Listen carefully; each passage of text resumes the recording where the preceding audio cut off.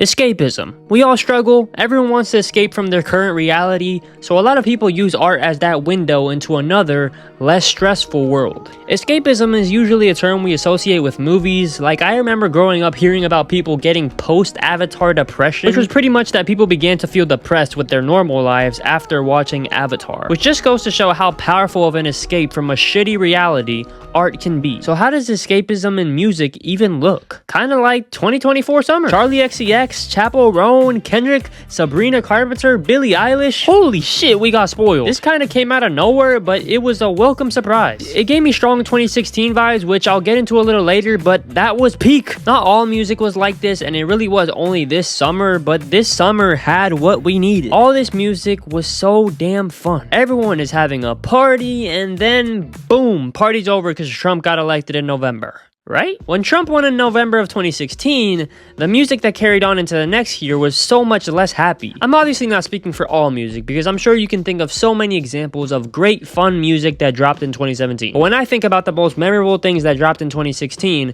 I think about all these colorful album covers and fun songs. And when I think about the most memorable things that dropped in 2017, I'm just like, damn. An album that has Kendrick at his most dark, at his most nihilistic. The cover just gives off the vibes that I associate with both times that Trump has won. Times pass and things change, reverting back to our daily programming stuck in our ways. Wickedness or weakness, either way, we are gonna die. And yeah, if you look at Kendrick's previous album in 2015, it was my favorite album of that year. And if I look into the future, Kendrick had my album of the year in 2022. So why would Kendrick have competition in 2017? Holy fucking shit. A Crow Looked at Me is the saddest album ever. If you haven't heard it and you're like, oh, he's exaggerating, just listen to the first track. You'll understand. So whenever I think about 2017's music, it's hard to not think about anything else, considering two of the greatest albums ever dropped that year. And they are both at their core as dark as music gets. So was the transition from 2024 summer into 2025 the same as the transition from 2016 to 2017? How did artists react to the state of the world in 2025? Well, Kendrick didn't even wait till then. Not even a month after the election,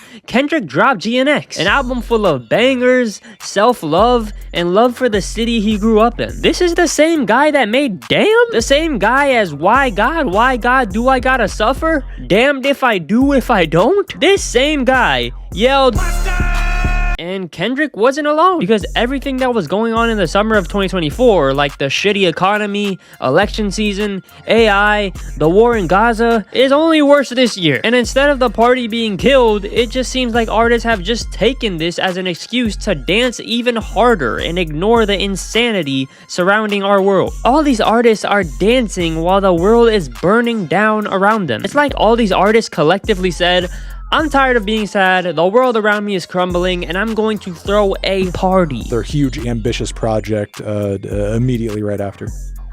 Yeah, I've been just thinking about just making the catchiest possible music. After the weight of that got off, I just wanted to be silly again. No deep album cuts, no slow emotional shit, no fucking, this is where I just want to be fun and say outrageous shit. You literally have entire worlds that you've built around each album. So what are we about to enter this year? This is low-key the opposite. Like, I was so sick of the world building and the lore, and I was like, I kind of just want to make music. Shout out music. Yeah, shout out music first. Tyler just came off Chromacopia, the most heavy album in his discography, and dropped Don't Tap the Glass after, which is the least conceptual, most fun album he's ever dropped. And I could say the exact same thing for Jane Remover, Kendrick, Earl Sweatshirt, Underscores. The Underscores album is still pending, but she said she wants to have more fun with the new album, so it counts. And once again, there are probably examples of so many heavy albums that dropped this year that y'all can give me. Like Vanisher Horizon Scraper is a super conceptual album that I love, which even that, Quadek already said he wants to make a more fun album next. But like a reverse 2017, what has been standing out to me the most in 2024 is how artists are getting on the dance floor to ignore all the problems in the world, which is so beautiful because that's what dance has always been. Just moving your body, good feelings, no thinking. I recently learned that throughout history, dance halls have been people's way of escaping. And when I say throughout history, I mean throughout pretty much any horrible historic event that has happened in the past 100 years. People have used music to escape that. Just listening to music and sweating and feeling seen. That's what I see today. I was watching Tyler's Apple Don't Tap the Glass interview,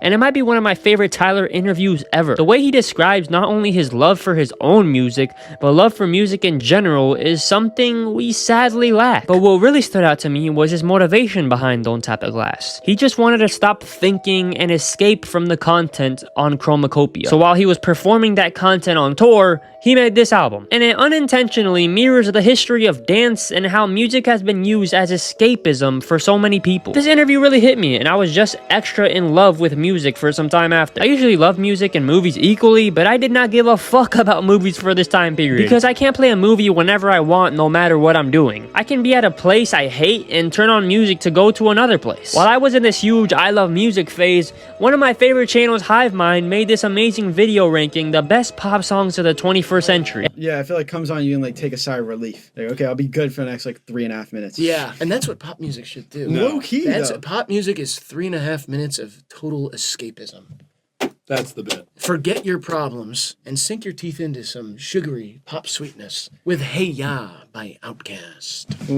I was just reminded about recession pop. For the people who don't know, recession pop is literally just all the amazing pop music that was coming out during the recession. People's realities weren't great, so all these awesome pop artists were like, we got you guys. We'll provide you with that music to help you escape. And everyone woke up in the morning feeling like P. Diddy. I'm sure you guys remember Katy Perry, Kesha, Rihanna, Black Eyed Peas, and of course Lady Gaga, who also dropped an album in 2024. She's the freaking GOAT. But yeah, this just proves that the world is always in these periods of absolute chaos. And when all else fails, just bop your head to some music, boy. This video really got me in my pop bag. I couldn't have picked a better time to have gotten into this music that is less about overthinking and more about just feeling. Last summer, I distanced myself from all my friends in an attempt to discover myself, so I had a lot of time alone to focus on myself. But that short month alone had become a year before I knew it. In that year, I learned a lot more about myself. I learned that I was pretty cool. I learned how to be vulnerable, hence this channel. But it wasn't all good. During that time, I lost a lot of friends. Being alone a lot opens the door for a lot of overthinking and being stuck in your own head. Whenever I was depressed, I couldn't call up a friend of mine to hang out to not think about it. So at the end of this year's summer, I was like, I'm done with this shit. I need to be with people again. And although all of my friends weren't there, I started to see so much more beauty in the friends that did stay. And that just made me double down. I am tired of overthinking about myself, my future, or about anything that has to do with me. I don't even want to be the main character in my own life right now. I don't want to look in the mirror anymore. I want to be everyone else's mirror. But in like the lyrics on Guide Dog by Quad Echoe, I want to reflect the awesomeness I see in people. Being alone is cool and all, but there's nothing like the escapism of being around people you love. When you're with them and you're not thinking about anything and you're just feeling good with your friends. Just like the music I've talked about in this video. In the hangouts I've been having with the friends I've been reconnecting with, I make them contribute to this playlist. It's a playlist where I ask them what the best pop song of the 21st century is. Whatever song they say, I put on the playlist. It's awesome. Life has been awesome. And yeah, right now I'm trying to be more active in ways that I never am. Like I never post on Instagram, but I'm trying that out right now. Here's my Insta, follow me, please. I'm an attention whore. If you DM me there, I will definitely respond. Other than that, I got another video finished already that's a little more serious like usual, but I'm currently working on a more fun type of video where I rank a certain artist's discography. Love you guys, hope your life is doing good, and if it isn't, then just bump that good music to escape. I'm out. See ya.